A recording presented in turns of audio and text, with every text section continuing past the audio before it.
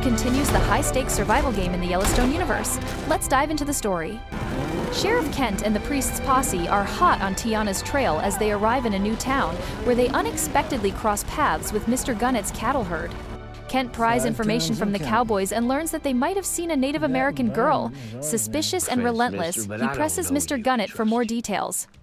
The kind-hearted rancher finds it hard to believe that the young girl in the wanted poster could have killed 5 men. However, after the priest's confirmation, he reluctantly reveals Teonna's whereabouts and agrees to lead them there. At the last known resting spot, Kent discovers horse tracks heading north. Mr. Gunnet warns that the northern plains are a barren wasteland, no cover, no shelter, and easy to get lost in. But Kent, like a wolf who has caught the scent of his prey, charges forward with renewed determination. Sure enough, Teonna, Running Horse, and Pete find themselves lost in the vast wilderness. Their horses are exhausted, supplies are running low, and desperation is creeping in. Pete insists on searching for water alone. Though Running Horse is uneasy about it, he has no choice but to let him go. Meanwhile, Teonna, filled with despair, believes they're doomed. Even the great Native American leaders couldn't escape these land show, could she? But her father reassures her, those leaders didn't fail to escape, they chose not to abandon their people. Hope is resistance. Little do they know that they aren't just being pursued by Kent's posse. Another Sheriff Marshall May, along with the Native American translator who reported Teonna, is also on their trail. By sheer chance, they stumble upon Spencer, dozing under a lone tree in the middle of the wasteland. A towering figure with a hunting rifle and leopard-tooth trinkets, Spencer's presence alone startles the native scouts. May is equally intrigued by this mysterious drifter who claims he's heading back to Montana, yet is wandering the desolate Texas landscape, armed to the teeth. And how ironic that, just like the so-called priestly manhunters from Montana, Spencer's origins seem to line up a little too well. May decides to bring Spencer to the station to verify his identity. Spencer, deeply distrustful of law enforcement after his last forced undercover mission, is wary. But as the native scouts point out, there's no water or civilization for miles. Whether he's a lost traveler or a fugitive, his best bet is to accept their help. Who or what you're hiding from? That's the truth. Your train ticket's on us. With no other option, Spencer grabs his belongings and goes along. Spencer is taken to the Amarillo Police Department, where Marshall May brings him straight to the sheriff's office.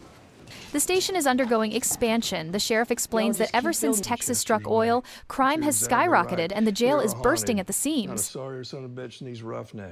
May gets on the phone with an operator. Back then, all calls were manually connected, just like how all cops were men.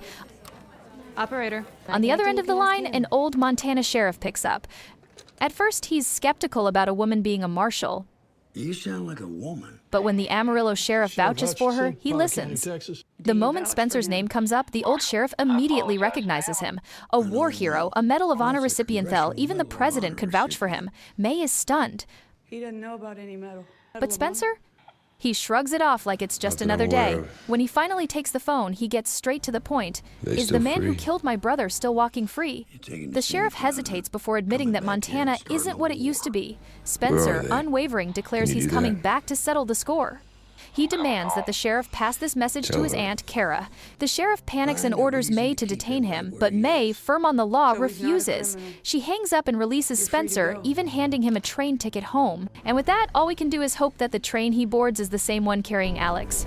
But then again, would the writers really make it that easy? Spencer strides to the platform, gun in hand. The ticket collector tries to stop him from bringing his firearm on board, but one look at Spencer, the man about to take on an entire army by himself, is enough to make him back off. Wise choice.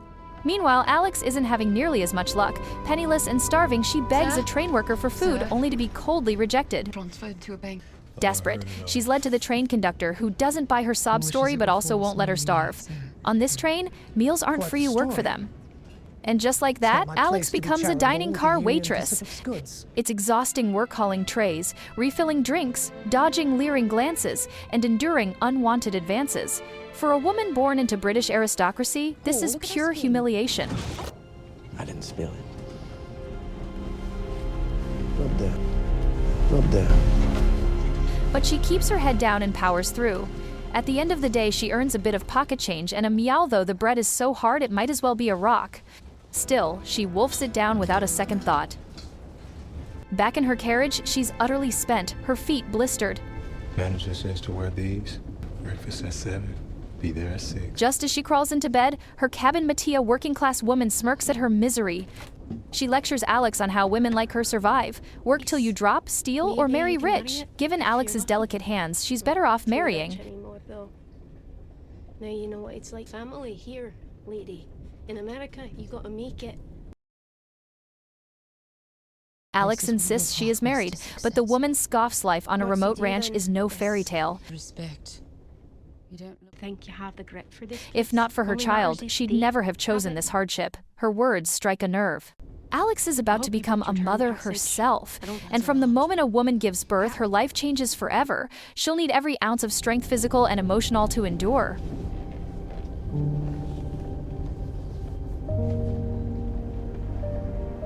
Dawn breaks, and Alex is back on duty. A wealthy couple, engrossed in talk of war and currency exchange, dines alone. When Alex chimes in with her thoughts, And then paying those loans by printing more money. they immediately peg her as an Oxford-born runaway aristocrat. Right. Sorry, you're exactly right. Much to your parents' chagrin. The husband, amused, tips her generously. She takes the money, grateful only to turn around and see the predator from before.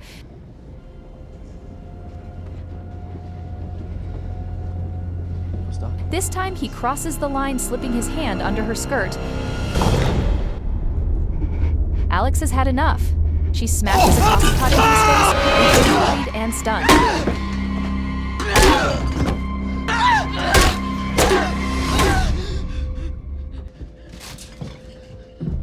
The wealthy couple witnesses everything, but instead of commending Alex, the train's authorities lock her up. In the garden.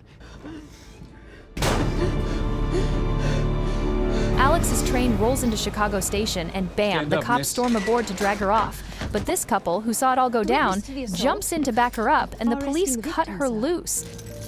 Turns out, the lowlife causing trouble had spun a wild yarn, claiming Alex was his sweetheart.